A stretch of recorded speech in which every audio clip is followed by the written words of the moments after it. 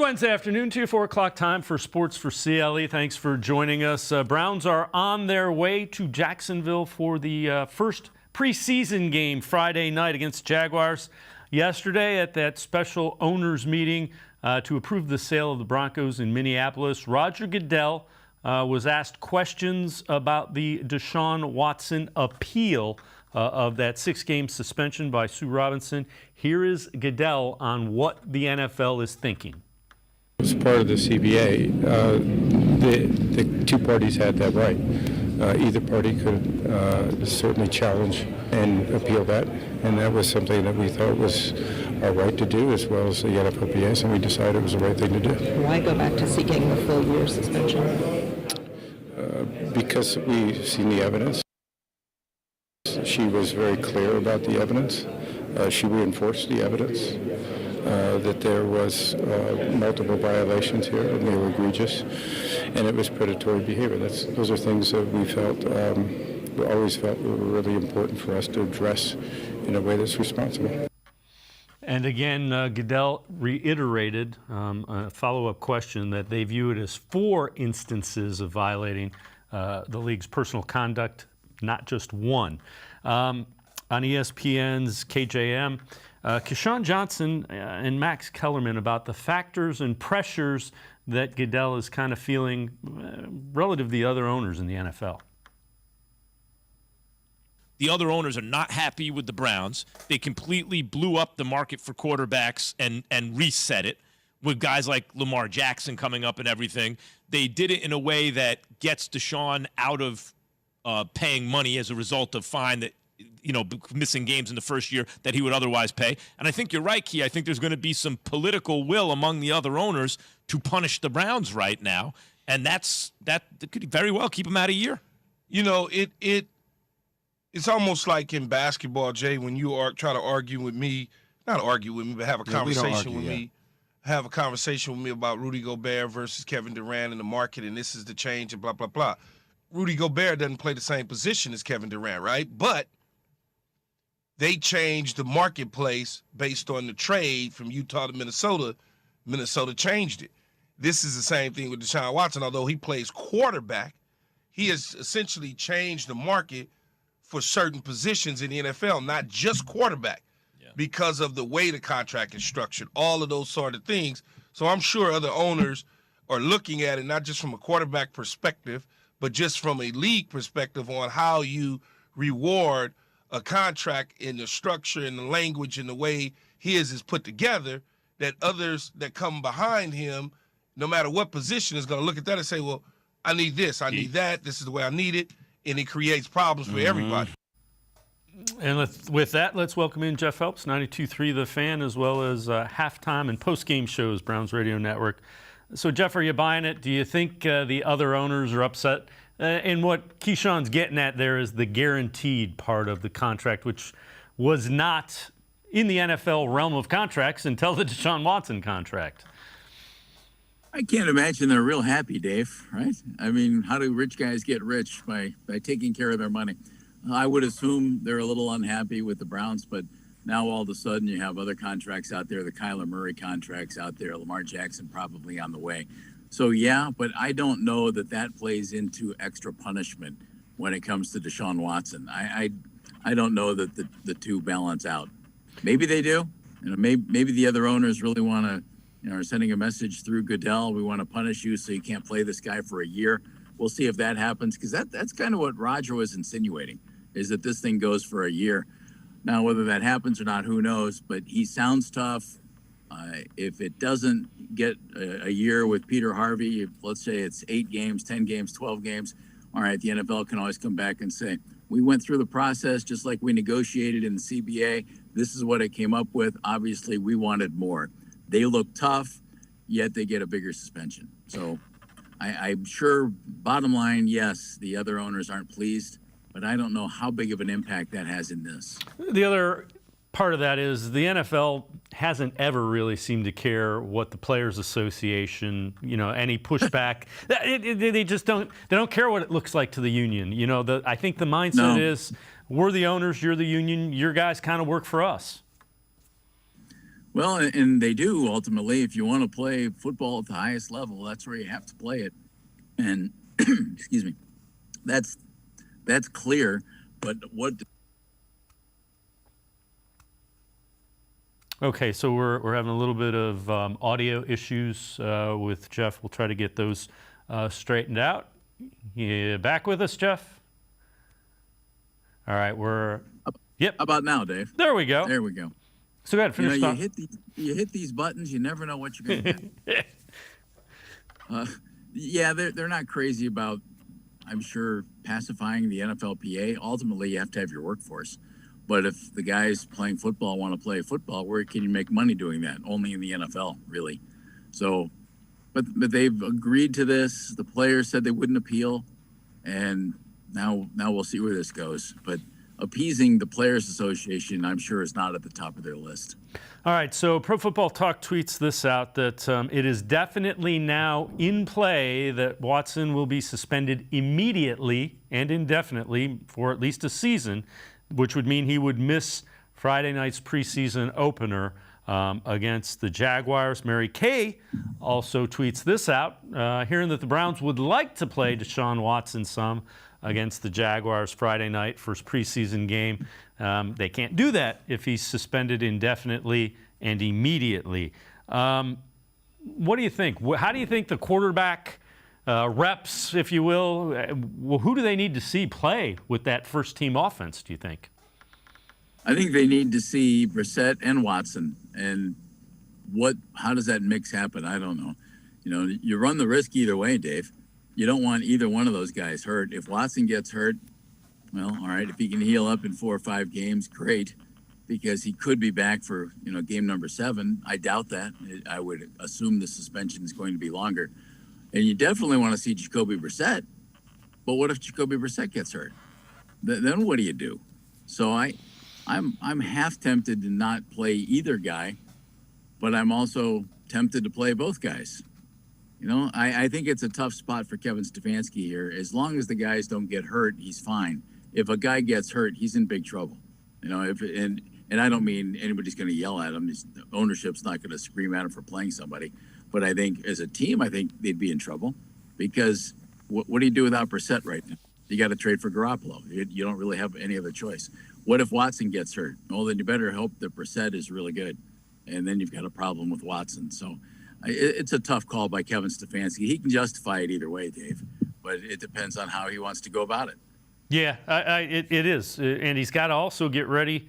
You got to get the backups ready, be it Dobbs or Josh Rosen. One of those guys is going to have to play. Well, what a lot neither one of those guys has ever been good in the NFL. So you really want to see those guys. Yeah, and they have to show something to get that third spot. The worst fears were confirmed. Jakeem Grant, the guy the Browns brought in to kind of uplift their return game, it's official. He has torn his Achilles. He will be on injured reserve and miss the entire season. How do you think they replace Jakeem Grant? I would bet the replacement's already on the roster, whether it be Dearness Johnson or Demetric Felton or both. Maybe one of them returns kicks, one of them returns punts. I would assume that's what they do. If they wanted to, they still need to go out and get another wide receiver, in my estimation. Maybe that's another guy who returns kicks. I don't know. But you have 2 guys right here, right now, who I think can do that job. So I would look for Dearness or Demetric. Jeff Phelps, 92.3 The Fan, as well as the Browns post and halftime shows. We're going to step aside, take a quick time out. We'll be right back.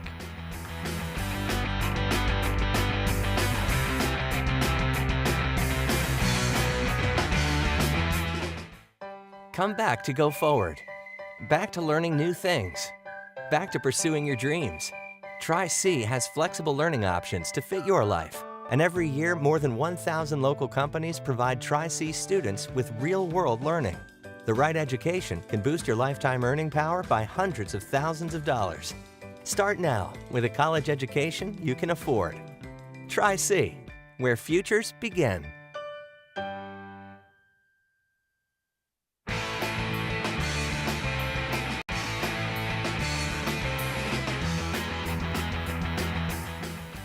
We continue talking Browns with 92.3 The Fan's Jeff Phelps. Let's head to the voicemail of Truth and Reason. This one about a potential trade target for the Browns.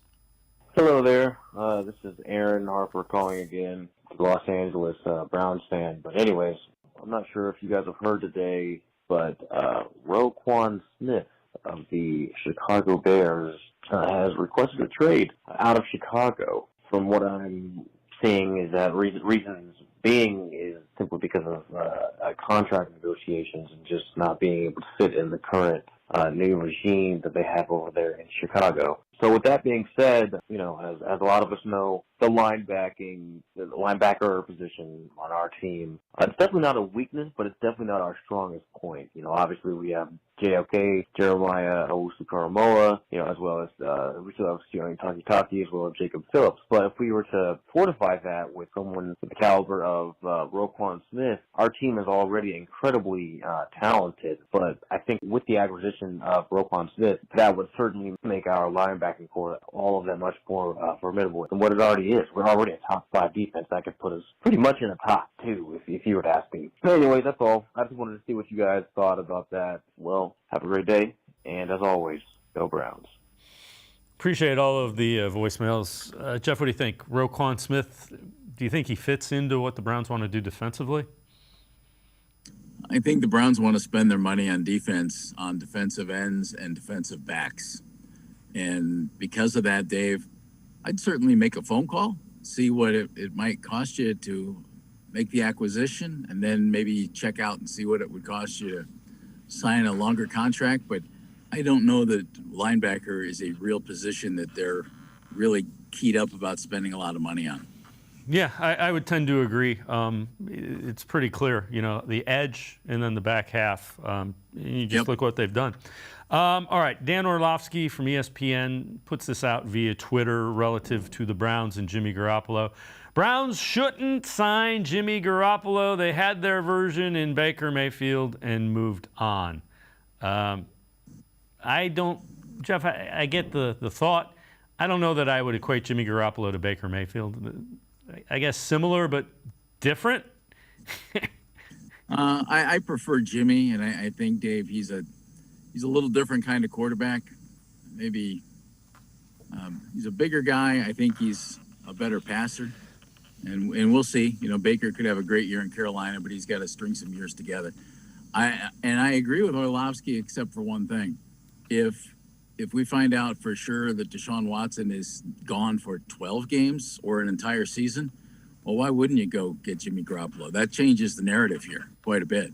You know, if you think he's an upgrade over Jacoby Brissett and you think you have a team that can win this year, why wouldn't you find that out? All that might cost you is a later round draft choice, I would think, and money in paying Jimmy G. And you get that contract off the Niners payroll, which is what they're looking for there. You know, they want to go with Trey Lance. So I would think they'd be open to trading him. I don't think it would cost you a ton as far as, you know, draft capital, or you might be able to send a player there. I don't know. But I think it's a better fit for the Browns if you're going to have a guy other than Deshaun Watson playing 12 to 17 games this year. I'd prefer Jimmy G to Brissett. I would agree. The other thing about Garoppolo is at some point they're going to cut him. That contract isn't guaranteed, which is really interesting to figure out.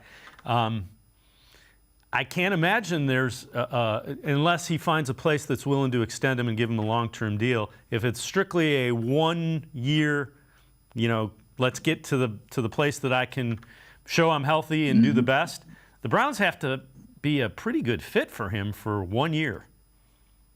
I would think it'd be perfect, Dave. It's like a rental in Major League Baseball or in the NBA. You know, you bring in a guy and you know he's only going to be here a year, and because you have Watson, you know, and if Watson's there for 2023, end of story. But why not bring him in for a year? And if it's not the Browns, it's Seattle. And if it's not Seattle or the Browns, then who is it? You know, who would that be? Would it possibly be Houston? Maybe. Other than that, it would probably be a team that loses a quarterback a week or 3 into the season early on, and then they go ahead and make a deal like that. And otherwise, right now, the only team I think that would flat out trade for him is Seattle. And Seattle has said no. that they're happy with Geno Smith and they're happy with Drew Lock, and good luck to them.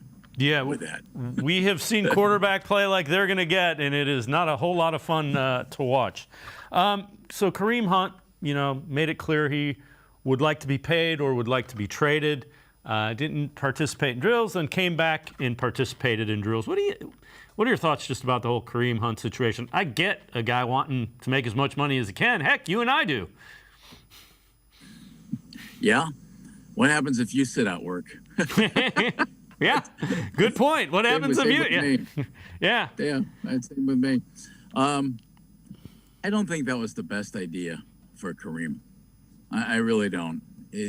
He brought his situation front and center. Maybe that's good. Maybe it put other NFL teams on alert, as if his agent couldn't have just done that with phone calls, that he wants to move on. But I just, and then he went right back. He missed, 2? Right. And then he went back to work. I think the best case scenario for Kareem, just you have a year of your contract. It's not like you don't have a contract right now. You do. And you're paid significant bonuses for showing up for work. I think it's $200,000 a game, something like that. So he'll make a lot of extra money, or he'll make a lot of money just by playing. Go have a good year, beat Kareem Hunt, and Kareem Hunt's pretty darn good. I really like him, and I want him on this team long term.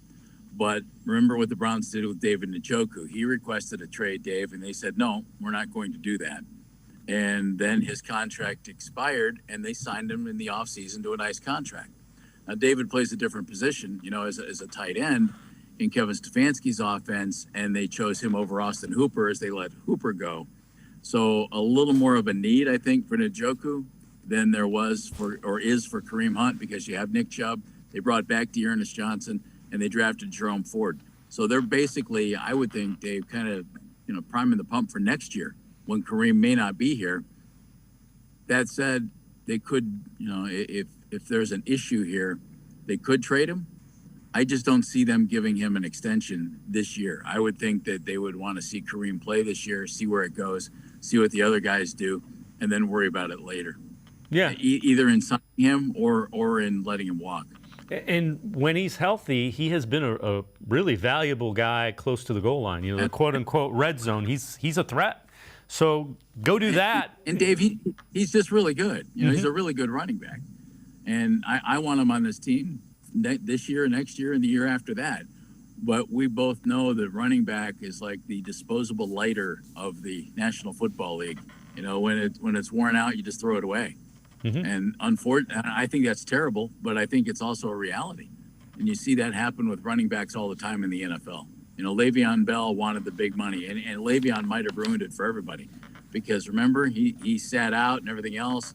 He ends up with the New York Jets. They gave him a big contract, and he never played like he used to play in Pittsburgh. And I think that kind of sealed the fate of most running backs. The teams just think, hey, we'll go to the next guy. Let's go get the 23-year-old. Let's get the 22-year-old kid right out of college, fresh legs. We'll run the heck out of him. And in 3 or 4 years, when he's good to get paid, we'll go get another one. That's tough, but I think it's a reality. Yeah, that is life as an NFL running back, without question. Jeff Phelps, 92.3 The Fan, as well as the Browns Radio Network, and I are going to step aside, take one more time out. Other side of the break, we'll head back to the voicemail of Truth and Reason and talk about some receivers. Sports for CLE, be right back. Stay with us.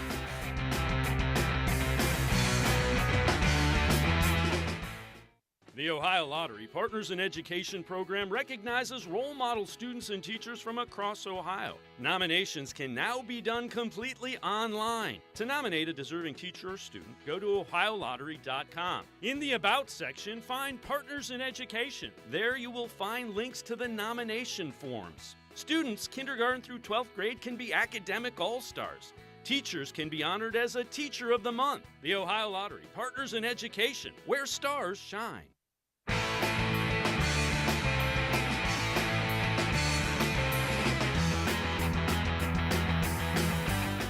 Jeff Phelps from 92.3 The Fan and I continue talking Browns. We're going to head back to the voicemail of Truth and Reason. This one about some of the team's young defensive backs. Hey, love the show. Love the Cleveland Browns. Longtime fan, diehard fan. So Andrew Berry's going into his 3rd year, and it's almost that time to start signing his own draft picks. Who do you think the first that he finds the most important? Do you think he re-ups Greedy or Grant Delpit first? I know they might be different draft classes, or Jacob Phillips even, you know what I mean? I'm looking at those two to be the top three that's going to get the first one to get extensions. What do you guys, at least one of those three, what do you guys think? Thanks for taking my call. Go Browns. Ooh, ooh, ooh. So I always appreciate all the voicemails. Jeff, those are the thing that makes all three of those tough is they all have suffered injuries. So you can't really get a read on, availability is the biggest ability you're looking for. And all three of those guys have been banged up to a certain extent. The one guy, though, Dave, I think that the team would focus on, and it's only because of the position he plays, and that's Greedy Williams. Who's getting paid huge money in the NFL right now? Cornerbacks. And I think he's a good one. I think he'll become a better one. Now they do have Greg Newsome, and they did draft Martin Emerson, but I think Greedy stands a chance to get paid mainly because of the position he plays. Yeah, that's fair. The other thing I would say is Grant Delpit. They kind of showed what they want to do with him late in the year, and if you get a guy that can control the middle of the field like he might be able to, there's some value in that as well. I agree with that. Yeah, but I like him. I think he's a key part of this thing, along with John Johnson. I'm glad they brought back Ronnie Harrison as it worked out. I don't know that was their plan, but Ronnie ended up needing a team, and the Browns ended up needing another safety. So I'm glad he's back. I like the group at safety. Really like the young corners. There are a lot of young defensive backs on this team, especially at the corner spots. And I just think Greedy's a guy who, and Dave, this year will be telling. We'll find out more about Greedy as a player this year, and maybe the best read we've had on him yet. And if he shows what they drafted him to do, I think he's in line for a good extension. Yeah, that's fair. I think when he played last year, filling in for guys that were banged up, he was really good. I don't think you could argue that. Pro Football Focus: risers and fallers from training camp in the Browns. A riser, they have one of those kind of forgotten guys, A.J. Green, a cornerback, playmaker in camp, solidified it. And a faller, Anthony Schwartz. Now, I get where they're going with Anthony. He has also been a little banged up and hadn't been able to play. How important do you think Anthony Schwartz is relative to what the Browns want to do offensively this year? Can I see him play first and see if he's any good? That's where I'm going with it. I want to jump in, Dave, and say I can't wait to see this guy. He runs really fast. He's a terrific young prospect and everything else, but I don't know all that stuff. I know he's fast, right? World record in the under 1,800 meter dash or whatever the specifics were. He's really fast. Is he an NFL wide receiver? I don't know, and we're gonna find that out. I hope this year. Let's get him out there. Let's keep him healthy, and let's find out if he can play. It sure seems as if the Browns are banking on Anthony, and they're banking on David Bell, and they're banking on Donovan Peoples-Jones making that next step, and I think he will. But I talked about it on our radio show today this way. You have Amari Cooper. Amari's a very good NFL wide receiver. And then you have four guys who your fingers are crossed about. Donovan Peoples-Jones, that he makes continues to grow, makes that next step. Anthony Schwartz, that he's something. David Bell, that he is what he's being billed to be, even though he was about the 15th, 16th wide receiver taken in this draft. A lot of other guys went before him. Doesn't always matter, because you can get guys later in drafts who end up being great. Antonio Brown was a 6th round pick by the Steelers. Stephon Diggs was a later round pick. You see it all the time. But your fingers are crossed about him. And then your fingers are crossed that Michael Woods is a 6th round pick who you're looking at right now and thinking, oh, he's looking pretty good in camp. Okay, well, does a 6th round pick who looks pretty good in camp translate to playing in the National Football League as a rookie on game day? So I do not like the idea that we have one guy who you just think yes, and then four guys who your fingers are crossed over. So I'm hoping they add another wide receiver. And I do think, Dave, that several of the guys that they have will end up being just fine or even better than that. But still, man, that's a little risky to go into a season, especially, and think of it with either quarterback. If it's Deshaun Watson and you're paying him all that money, don't you want to give him great weapons? Yeah. All right, well, he has Amari Cooper, and then your fingers are crossed. And if it's not Deshaun Watson, and at least for some period of time, it'll be Jacoby Brissett, well, don't you want to give the backup quarterback everything he can handle to try to make him better and make the offense better? Yeah. All right, well, you have one wide receiver who you don't have your fingers crossed over. So I'm hoping they find somebody either in a trade, pick up somebody who they've had their eyes on, who might get cut by another team, and again, at this point, Dave, you got to get lucky. You know, all the really good free agents are gone. Will Fuller's still out there. Well, why is he still out there? I don't know. Why didn't he play last year? I can give you the reasons that they told us, but are they accurate? I don't know. So I do think you need help there, and I think you need a little luck there because my fingers are crossed on too many of these guys. Yeah, I would agree with you. And you know what? You may not get that answer until the 53-man cut-down day where they find somebody who they've been keeping an eye on. Jeff Phelps, thanks so much. Appreciate the time and the insight. Thanks very much, Jeff. Dave, pleasure. Thank you very much for having me. All right, Jeff Phelps. Make sure you listen to him, 92.3 The Fan, mornings. You can also catch him Browns halftime and postgame. We're going to step aside, take a quick timeout. Legal analyst and the co-host of Conduct Detrimental, Daniel Wallach, straight ahead on Sports4CLE. Stay with us. Come back to go forward. Back to learning new things. Back to pursuing your dreams. Tri-C has flexible learning options to fit your life. And every year, more than 1,000 local companies provide Tri-C students with real-world learning. The right education can boost your lifetime earning power by hundreds of thousands of dollars. Start now with a college education you can afford. Tri-C, where futures begin.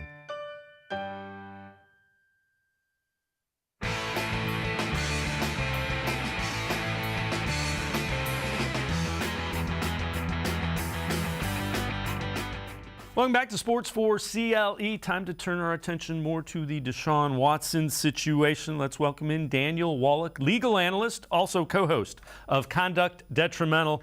Daniel, as always, appreciate you joining us. All right, so this suspension, it sure sounds from Roger Goodell's comments like it is going to be increased significantly, maybe up to a year. What do you expect the NFLPA to do? Well, it depends on the severity of the discipline. I think that the Players Association is going to expect Peter Harvey to do exactly what NFL Commissioner Roger Goodell wants, which is to impose the suspension that the NFL originally wanted when they were first before Sue Robinson, which is an indefinite suspension of 1 year or more. But that's going to lead the Players Association directly into federal court. And Roger Goodell's comments yesterday could be viewed in a negative light by a federal court because it almost sounds as if, his designee is being unduly influenced by Commissioner Goodell, and Goodell is repeating the discipline that the NFL wants. But Peter Harvey already knows what the league is asking for. So I think it becomes a range of discipline. Under my reading of Sue Robinson's decision from last week, she views the arbitral precedent, which is past precedent for nonviolent conduct, as carrying a maximum previous historic high suspension of only 3 games. There are 4 complainants or 4 accusing witnesses. Potentially, this arbitrator can impose a 12-game suspension, and on some level, it may make sense because it could potentially be in line with past arbitral precedent. 3 games per accusing witness times 4 equals 12. But as a methodology, I don't really think that works either, because if all 25 plaintiffs had come forward and Sue Robinson found them all credible, then Deshaun Watson is suspended for 75 games and he misses close to 5 seasons. So I think if he gets very close to the 1 year mark, the Players Association is going to file suit in federal court in Delaware, where the arbitration was held and in front of a judiciary, which might be somewhat partial and sympathetic to Sue Robinson's analysis and reasoning, because she served on that bench for a quarter of a century. When you look at it, what is the NFL's argument to get this suspension back to 6, assuming that the NFL jacks it up upon appeal. How do they attack that? And we've talked about it before. The NFL usually does pretty well in suits against players in federal court. Yeah, when they control the forum, that's the case. But until Deflategate in 2015, the Players Association had run a long winning streak of beating the NFL in court and in front of arbitrators, such as the Bountygate decision that arbitrator Paul Tagliabue rendered, Barbara Jones in the Ray Rice case. People forget that the Players Association had been victorious for years running, and it was only when the league was successful in choosing their venue, the Southern District of New York and the NFL headquarters, where they finally got a favorable home forum. So I've always viewed this as the Players Association is successful when they're able to bring the lawsuits in states other than in New York. With Ezekiel Elliott, for those that might remember, back in 2017, the Players Association first brought the suit in the Eastern District of Texas to vacate the arbitration award. They got a temporary restraining order and a preliminary injunction. Adrian Peterson, the NFLPA, brought suit in Minnesota and won. These decisions were overturned later on, either on appeal or after the case got transferred to New York in the case of Ezekiel Elliott. But the union really has to choose the forum here. They're the natural plaintiff. The league doesn't have to do anything to confirm an arbitration award. Under Article 46 of the CBA, the arbitrator's decision is full, final, and binding on Deshaun Watson without any further action being taken by the NFL. So if the NFL goes to federal court in New York to confirm the arbitration award, I think the Players Association is going to argue that that's a totally unnecessary step being brought in bad faith to supplant the NFLPA's preferred choice of forum, which is in the Delaware federal court. So the first thing to look out for is, after this arbitration decision is rendered by Peter Harvey, who's going to file the first suit. If it's the Players Association, they're going to bring this case in Delaware, and that's going to be the location of the litigation. If the league wins out because they get tipped off for the early timing of the release of the decision, they're going to bring it in Lower Manhattan in the Southern District of New York, and then it would be up to the Players Association to argue to the New York federal court that this is a bad faith filing designed to basically engage in forum shopping. So in order to properly handicap this lawsuit, if and when it does happen, I think we're going to have to first evaluate where's the venue of the lawsuit. If the venue of the lawsuit is in Delaware, well, that's the court where Sue Robinson served as chief judge for 7 years, and she was a federal district court judge for 25 years. And I think of the 5 judges that serve on that court, 3 were colleagues of hers before she had retired, and the other 2 were litigators from Wilmington, Delaware, who practiced before her. And I think Deshaun Watson and the PA have a pretty decent chance of persuading a Delaware federal district court judge that Sue Robinson, the only neutral hearing officer in this case, that her reasoning makes much more sense than the reasoning of an NFL selected arbitrator who gets all of his work from the league and who has a built-in bias. So I think Watson's best chance at winning in federal court is to have this case be brought in Delaware. And I think the ship has sailed on getting on the field for week 1. I think by not appealing Judge Robinson's decision, Watson has to serve the first 6 games of his suspension. There's no way around that. He has waived the right to claim that he's entitled to take the field in week 1. So this is all about week 7 going forward. But again, if the Players Association is going to take an appeal or file a lawsuit in federal court, I think we have to be looking at discipline in excess of 12 games. If it's 12 games or under, I think Watson probably leaves it as is, or maybe does take a shot at it. But I think 12 games is the dividing line between whether I think a suit can win or whether it has no chance whatsoever. All right, take us through what your strategy would be if you were going to, what decision would you be appealing? What part of the decision relative to the suspension of Watson would you think they have a chance of getting that suspension reduced back to 6 games or something less than a year?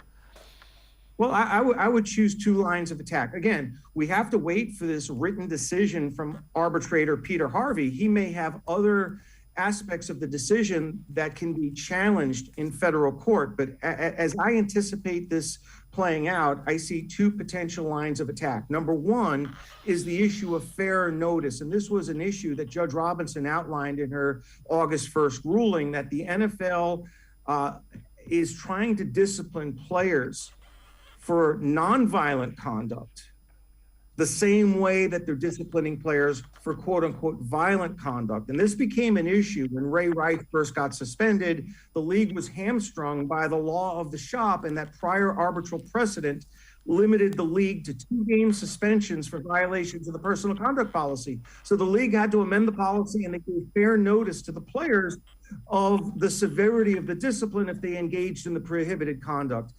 Sue Robinson is arguing that the league now needs to give the fair notice to the players that nonviolent conduct can be disciplined as severely or more severely than violent conduct. And based upon prior arbitral precedent, the longest she can go on a discipline for 3 games, or a discipline for nonviolent conduct, is 3 games. And she enhanced it by virtue of the fact that there were multiple offenses. But her main point is that the league could not get a 1-year suspension because that would be the type of discipline that would be commensurate with the severity of discipline for violent conduct, such as domestic violence, the use of physical force. And in order for the league to penalize players and discipline players as severely for nonviolent conduct as they've done for violent conduct, the league has to give fair notice, such as an amendment to the personal conduct policy. So this fair notice argument is akin to an industrial due process argument. It really requires the league to give notice to the players, not only that their conduct could subject them to discipline, but has to also give notice as to the severity of the discipline associated with that conduct. So that's argument number one, and that's the linchpin to her ruling as to why she stopped at 6 games. It was a fair notice issue, the fairness and consistency of the discipline, and whether the players receive fair notice from the NFL that they could be subjected to that range of punishment for a non-violent personal conduct policy offense. Issue number 2 would be arbitrator bias or evident partiality. I know the players have already agreed in their collective bargaining agreement to have Roger Goodell, the NFL commissioner, decide appeals under Article 46. But this goes one step further than just Roger Goodell. He has transferred the authority and outsourced the decision-making to a lawyer, an outside counsel who works for the National Football League on pending cases. He's a member of the NFL's diversity committee, and he's also a leader for an organization called Futures Without Violence, which advocates on behalf of victims of domestic violence and sexual assault and sexual violence. And I think having a decision maker, a judge who's such an advocate in his professional life for victims of sexual violence, I think may cast a pall over his objectivity on an issue. And I realize Roger Goodell, if he had been making the decision, would have a built-in bias by virtue of the fact that he wants a 1-year suspension. But the lawyer, I think, takes it one step beyond Goodell and has not only a league insider and a lawyer who benefits from his relationship with the league, but he's an advocate for victims of sexual assault. And I think that takes his role as an arbitrator and puts it into the category of being a biased or evidently partial arbitrator, which could be grounds for vacating the arbitration decision. I know the Players Association tried that argument in Deflategate and lost it, and they tried it in Adrian Peterson and lost on that issue because the appeals courts in both of those lawsuits concluded that because the players had agreed to have Roger Goodell be the ultimate fact finder and disciplinarian, that the players ceded that authority to Roger Goodell and they got exactly what they bargained for. But I don't think what they bargained for here was a lawyer who works for the league that does a lot of work in the domestic violence area as an advocate. I think this could be an open question, and the Deflategate and Peterson rulings took place in different federal circuit courts of appeal, the Second Circuit in Deflategate, the Eighth Circuit in the Adrian Peterson case. Delaware is part of the Third Circuit U.S. Court of Appeals, which does not have to mandatorily follow the decision-making in either the Second Circuit or the Eighth Circuit. The Third Circuit, as well as the lower Delaware federal court judge, can make an independent ruling as to whether the arbitrator has the type of bias that would require the vacating of his decision on the basis of evident partiality. So I think that issue is still potentially in play, and I expect the Players Association to raise it along with the fair notice issue, as well as any other issues that come up in an opinion that we haven't even seen yet. But I can identify at least 2 grounds that the Players Association can raise if this discipline is enhanced to a full season or anything over 12 games. Daniel Wallach, as always, great stuff. Appreciate the time and the insight. Thanks very much, Daniel. My pleasure as always. Thanks. I got dressed up because we're about to head to federal court. All right, Daniel Wallach. Make sure you follow him on Twitter. You can also see co-host of Conduct Detrimental. Always really good stuff with the sports and the law. We're step aside, take a quick time out. Other side of the break, Jacob Roach from Dawg Pound Daily talking Browns. Sports4CLE will be right back. Stay with us.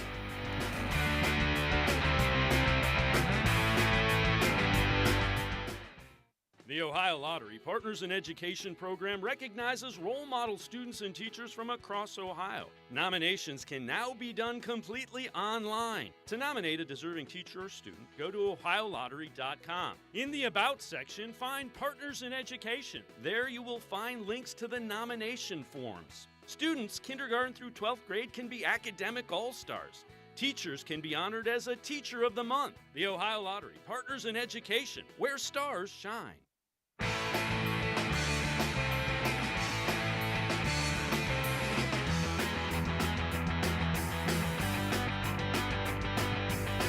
Sports4CLE continues. We continue talking Browns. So this was from The Pivot.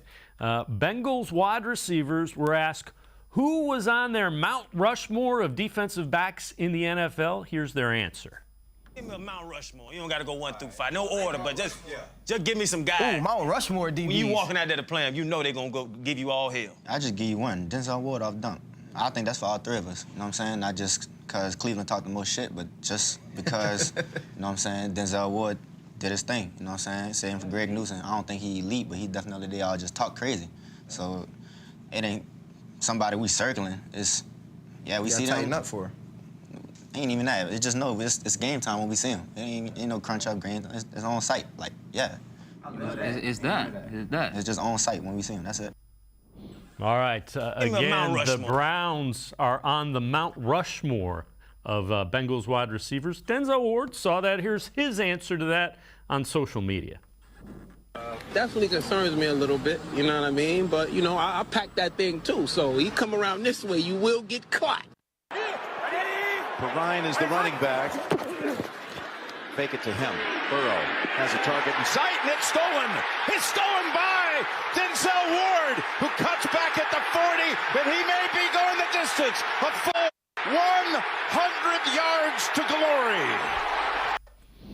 And with that, let's welcome in Jacob Roach, Dawg Pound Daily. Jacob, it is fun to have elite wide receivers and elite defensive backs in the Browns and Bengals that will see each other twice each year.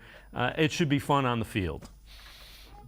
I really enjoyed the reasoning, first off, about just the trash talk. I thought that was really just something I guess I didn't really think that Greg Newsom was much of a trash talker, so I thought that was really interesting to hear. But yeah, I mean, Jamar Chase roasted everybody last year except for when he played the Browns. So it's a great matchup. I think it's going to be a great matchup again this year, and I'm really excited. It's just whenever you hear a dude like Chase, who's I probably think top 5 in the league, putting you on that list, both Ward and Newsom, it really tells you that it's not just us that think that the defensive backfield in Cleveland is elite. Yeah, and you can be sure there's a little bit of respect, but you're not gonna let the other guy know that as well. All right, you were out at camp yesterday, training camp out in Berea. Final day before the Browns now in the air, getting ready to head to Jacksonville, where they will play the Jaguars Friday, first preseason game. What did you notice? What stood out? What caught your attention as far as camp yesterday? Well, unfortunately, very early on is when Jakeem Grant goes down, and once that injury occurred, it was pretty. You could tell that it was serious, and of course, we've now got confirmation that he did rupture that Achilles. But Demetric Felton stepped into that slot role that Grant had been doing once team drills had started. And I thought that I wasn't sure if Felton was going to make this roster, but yesterday he had the opportunity to step into the slot position, and he was running good routes. He was making contested catches, just really sure-handed and just giving him something out of that backfield. He's not playing a lot at the running back position, but I think, this is an opportunity for Felton, and he seized it in practice almost immediately, like kind of showed, okay, unfortunately, it's very unfortunate to have injuries, but he kind of stepped up there. But I think that the guy that stood out the most for me was Anthony Schwartz. We've talked about Schwartz all offseason being kind of this linchpin to take the Browns to the next level with his speed. And yesterday, he looked like a wide receiver. I mean, he was running crisp routes. They were clean. He was creating separation. There was a couple plays where Greg Newsome got the better of him, but Greg Newsome gets the better of quite a few people in the league.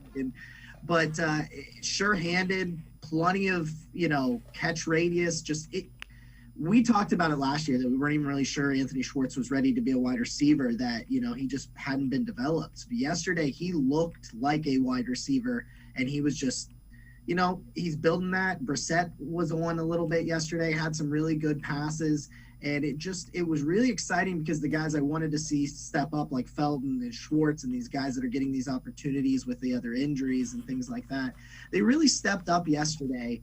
And I just think that, those wide receivers are really good. They're going to be better than what people initially thought. Watch Javon Wims. Javon Wims had a really good day yesterday as well. And I just thought that, outside of that, we just talked about him, but the defensive backs yesterday, they're every bit as good as we think they are. There is so much speed on that defense. It's just ridiculous. Tell me a little bit about what you saw from their first pick in the draft, third-round pick, Martin Emerson. Kind of surprised they took a cornerback. What's Emerson look like? That it still surprises me. I agree with you. That was a really big surprise for me. But when you go out there and you actually see him, I heard somebody quote Joe Woods as saying sometimes when he walks by Martin Emerson, he thinks it's a linebacker due to his size and length, and I kind of laughed that off. But he was real close to me yesterday right in front of me, and I'm like, oh, he does kind of look like a linebacker. I mean, he's got this real tall, long frame. He's bigger than Kevin Durant, but when you look at Kevin Durant, real long and tall, that's kind of similar to Martin Emerson, just where he's got these real long arms, this great athleticism with a big open stride, and he just does what the other corners do, and he just sticks to the defender. And, you've seen Greg Newsome and Denzel Ward when they're at their best kind of leaping out to bat passes away and stuff. And it's easier for Emerson. He's got these really big, long arms. They are weapons and they're tools for him to use. And yesterday he was using them really well. And I did not expect Martin Emerson to potentially push for playing time. I just didn't. But you're going to have a hard time, especially if somebody needs a break. They're going to be able to slide Martin Emerson right on the field in any situation and feel comfortable with him, it seems. All right, so this is from CBS Sports. Top 10 must-see rookies this preseason. It's across the NFL, and they got one of the Browns there. Wide receiver David Bell makes the list because of the fascinating film athleticism case study, a verse athleticism case study. At Purdue, they say downright stud, tracking the ball downfield, yard after the catch, check, and route running. Yep. Did you get to see him? I know he's coming back from that banged-up foot. Was he able to do much yesterday? Yeah, it doesn't look like that foot's really hindering him right now. Maybe it flares up a little bit later or whatever, but it's not right now. He had a route, and I think Cameron Justice posted it on her Twitter if people haven't seen it, where he starts to run out, he comes in, goes out again, then dips in and out again, and I was like, how can you do that kind of body control to go in and out like 3 or 4 times? I had no idea how he did it, and it's just created a perfect window for, in this case, it was Deshaun Watson throwing the ball, but just a perfect window for him to catch the ball. It just he creates enough separation. Yesterday, I was looking at several plays that he made where if you watch it on film, you're going to, people were questioning, how does he create separation without this elite level speed or athleticism? And it's just because he understands route running and the way the defensive back is going to react to the things that he does. there was a little out route that he ran, and I'd say he created probably like half a yard of separation, like really just a few feet. It needed to be put right out there in front of him, and Jacoby Brissett did that. And then he was able to then dip the corner and go upfield for like 30, 40 yards. So he was every bit advertised yesterday. Jacob Roach from Dawg Pound Daily and I are going to step aside, take a quick time out other side of the break. We'll talk a little bit about the quarterback position and the first preseason game. Sports4CLE will be right back. Stay with us.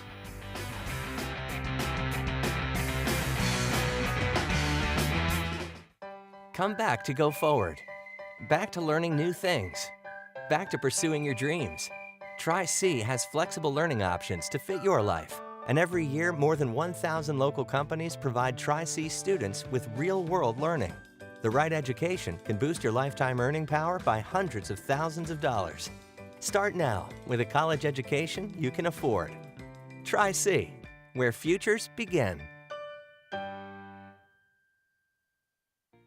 The Ohio Lottery Partners in Education program recognizes role model students and teachers from across Ohio. Nominations can now be done completely online. To nominate a deserving teacher or student, go to OhioLottery.com. In the About section, find Partners in Education. There you will find links to the nomination forms. Students kindergarten through 12th grade can be academic all-stars.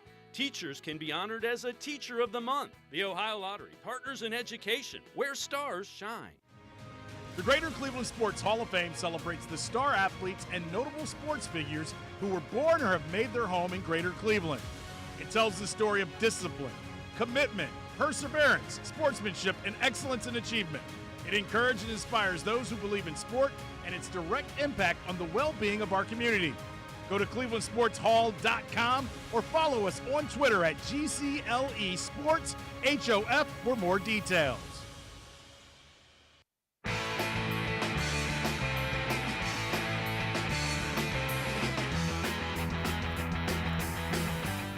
Sports4CLE continues. We head back to the voicemail of Truth and Reason. This one about the whole Deshaun Watson situation. Hi, this is Josh in Toledo, Ohio. I've called a few times. I love the show, love your guys' insight and your ability to break things down. People can understand it. The Deshaun Watson situation has come down to this for me. It sounds like the NFL is hoping on, at minimum, a 12-game suspension, most likely a year suspension. And Deshaun Watson's camp is going to appeal that in federal court. Not sure what will happen there. Probably go against them based on past experience there. But for me, would I rather have 5 games of Deshaun Watson and lose that cap space for next year, or just have the full year suspension and get that cap space for next year? I'm very divided on this. I kind of guess it depends on where the Browns are at after 12 games. But I think for me, I would almost rather have that full year suspension and have that cap space for next year once those contracts start coming due for the other core players on the team. Just like your thoughts on that and hear what you have to say. Again, love the show. Thanks. As always, appreciate all the voicemails. Jacob, it's an interesting question, and we've kind of answered it a couple of times. I think it's probably better cap-wise if it's an entire year relative to 12 games because the contract tolls and then you just push everything back. Just your thoughts.